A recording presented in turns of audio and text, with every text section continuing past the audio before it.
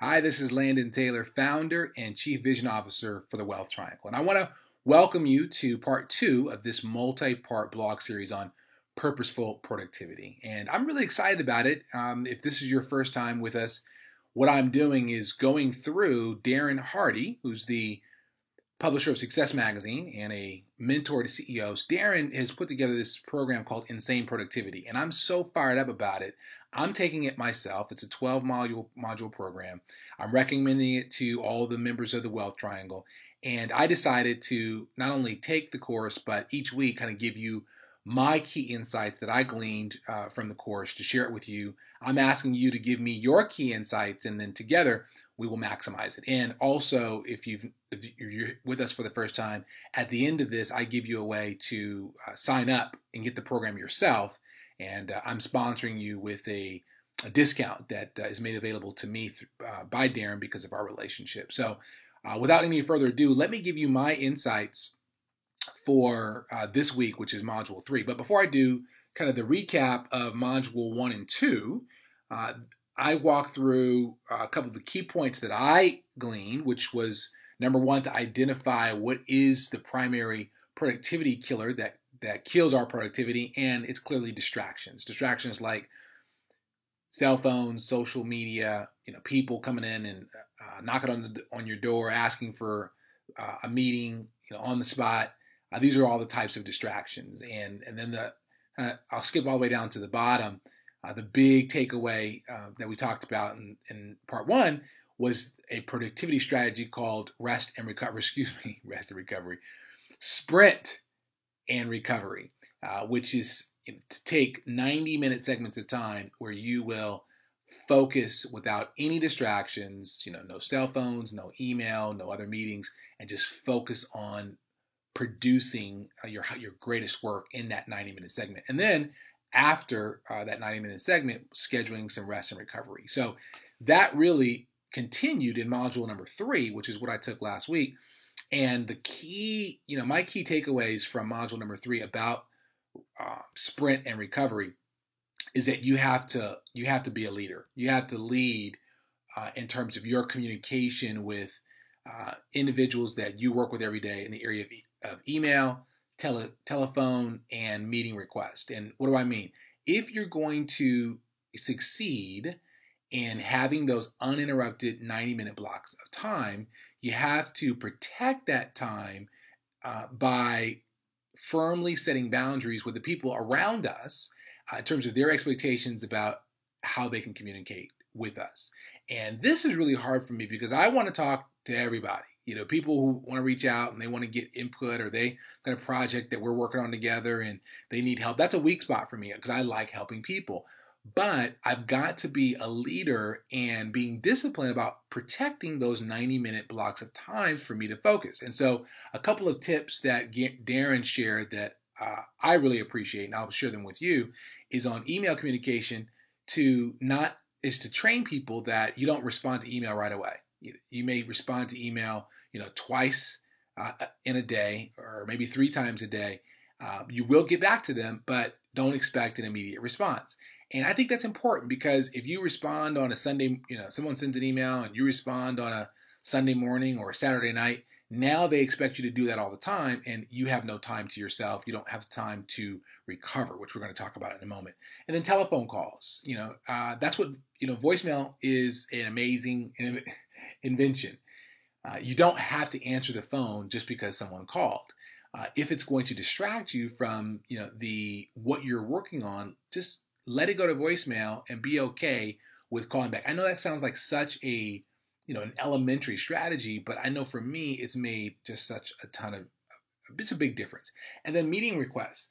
We're in a environment where people love to meet, and oftentimes a meeting is not necessary.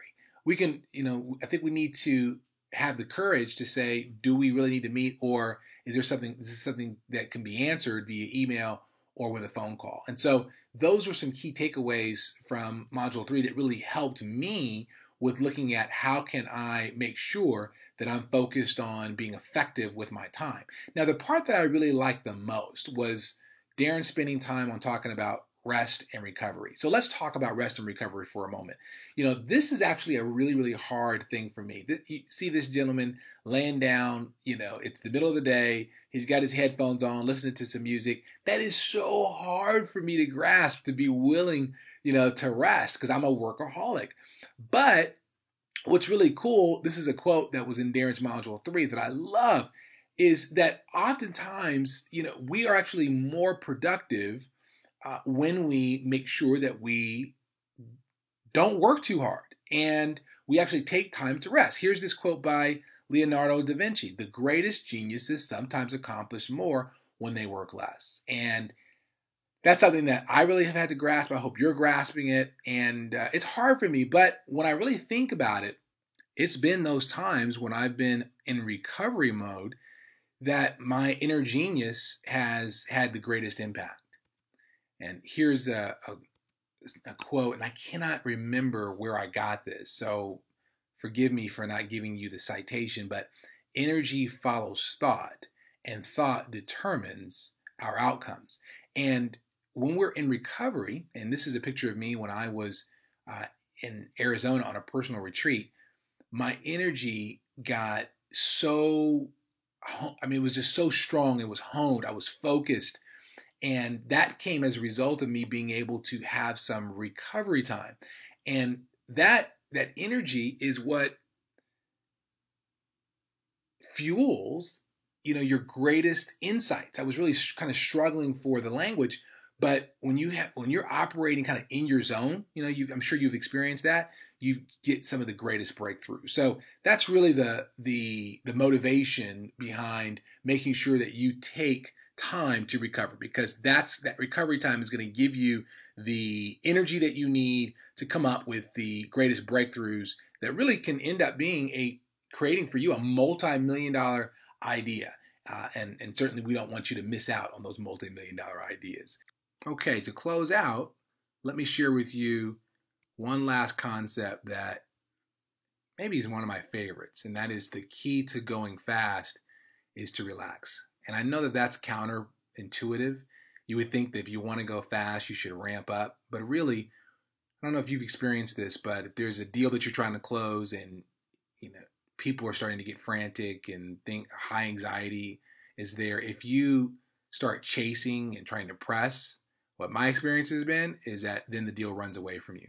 But if you're the calm, if you're the Mr. or Mrs. Peace in the midst of chaos around you, then all of a sudden people see you as the leader and they want to follow you. And then as a result, the deal flows to you instead of you having to chase it. And so I think that's the key. Now, the key to being able to do that, I think, is every day is to set your day up. And you heard me talk about this in part 1, by really setting the tone of your energy and getting grounded. And there's nothing better, in my view, or no better approach to do that than to have a good spiritual practice.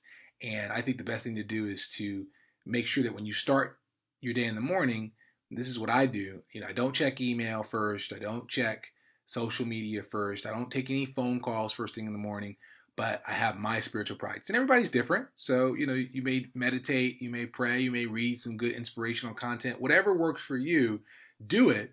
But I think setting your day up first, where you have that solid foundation, you're going to, I guarantee you're going to find that your productivity will go through the roof.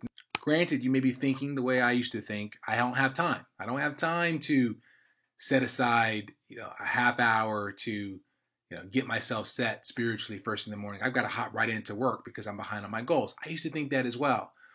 But what I would tell you is that we have to make the priority. And the way that we make the priority is really just by getting better in terms of how we manage our day and make sure that we're being more effective on the tasks and the projects that make the greatest difference. And that's why I recommend Insane Productivity.